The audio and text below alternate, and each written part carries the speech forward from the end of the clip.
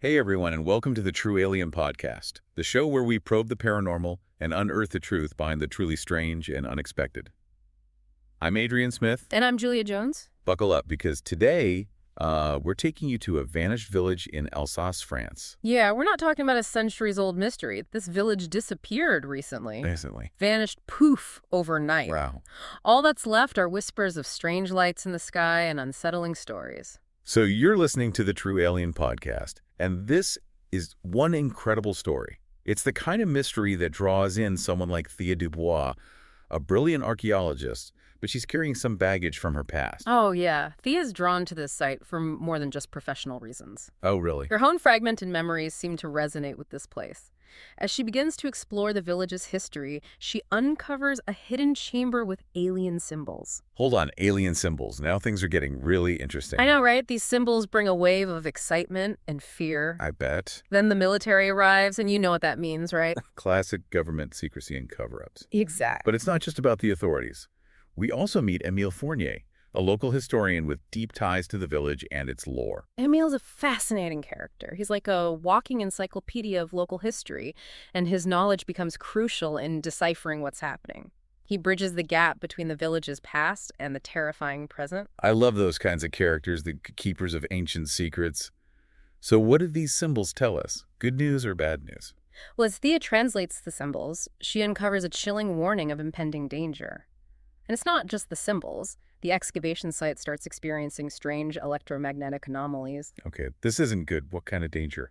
Is this when those shadowy figures from the village lore appear? You got it. The shadowy figures from those old stories, they're about to make a grand entrance. Their first attack is sudden and brutal. A shadowy creature emerges from the chamber, kills a graduate student, and throws the entire team into chaos. Oh, wow. This just got very real.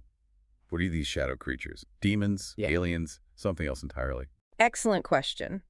They're described as being formed of pure, inky absence, more like a void than flesh and blood.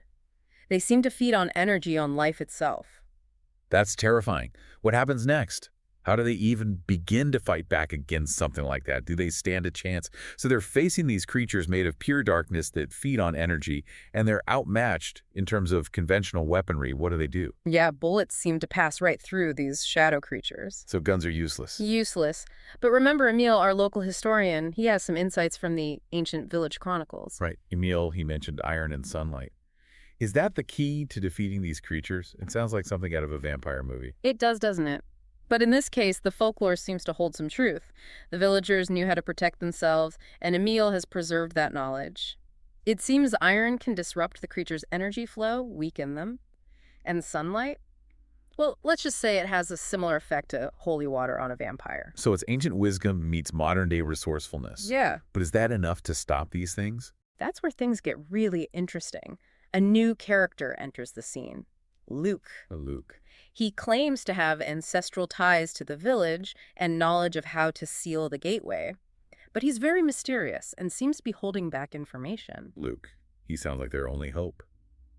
But if he knows how to seal the gateway, why didn't he show up sooner? What's his story? That's part of the mystery surrounding him, but his timing is impeccable.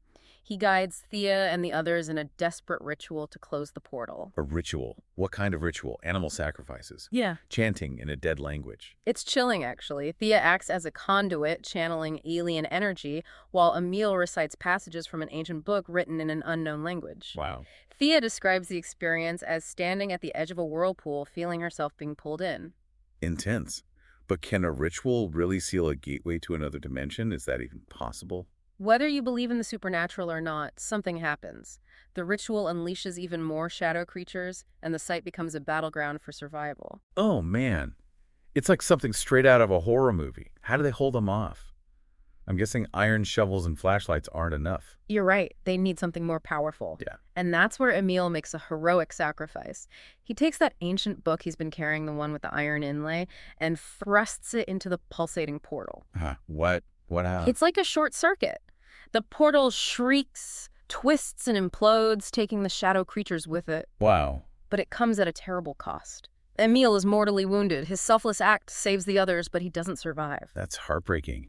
He gave his life to save the others. So they sealed the portal, but at a huge price. Yeah. Is it finally over? Well, that's where it gets even more unsettling. Just when they think it's safe, a single shadow creature reappears more solid, more menacing than before, and it delivers a chilling message. A message. What did it say? Did it threaten revenge? Did it promise to return? I'm on the edge of my seat. It spoke of a broken bargain, a hunger that will return. It made it clear that they've only bought themselves time, not a permanent solution. And then it vanished, leaving them with a sense of dread and uncertainty. Wow, that's a serious cliffhanger. So what happens to Thea? How does she cope with all of this? And what about that message?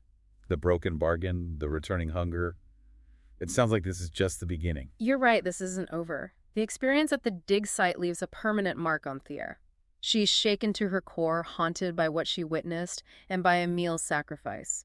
She tries to move on, to leave archaeology behind and bury the memories. I can't imagine the trauma. Witnessing those creatures losing Emile. It's enough to make anyone want to forget the whole thing. Yeah. But something tells me she can't just walk away from this. Exactly. The mystery, the danger, it's all intertwined with her own personal journey. It's as if she's not just uncovering history, but confronting her own inner demons. It sounds like this whole experience was a wake-up call for her. A realization that the world is a much stranger and more dangerous place than she ever imagined. Absolutely. And just when she thinks she's escaped it all, Emile reaches out to her one last time. He leaves her a book, a reminder that the shadows are still out there lurking just beyond our perception. That's a powerful image, the book, as both knowledge and warning. It's like he's passing the torch to her, urging her to continue the fight. It's a call to action, a reminder that the battle against the darkness is far from over too. Thea might have left archaeology, but archaeology hasn't left her. So what does she do? Does she pick up the torch? Does she go back to Alsace? Does she start hunting shadow creatures in her spare time? We don't know for sure. The source material leaves us with this sense of foreboding, a chilling realization that the monsters under the bed are real and the only way to survive is to learn to fight them in the dark. That's both terrifying and inspiring. It's a reminder that even in the face of unimaginable horror, there's still hope, still a chance to fight back. And it leaves us with so many questions. What will Thea do next? Will the gateway reopen? What was the broken bargain? What is this hunger that threatens to return? This paranormal probe has certainly given us much to think about. What does it mean to confront the darkness, both within ourselves and in the world around us? It's a reminder that the world is full of mysteries, some of which are best left undisturbed. But it's also a testament to the courage and resilience of the human spirit, even in the face of the unknown. Well said. And that's it for today's Paranormal Probe on the True Alien Podcast. For more chilling tales from the edge of reality, don't forget to rate and follow the show. Until next time, stay curious, stay vigilant, and keep those flashlights handy.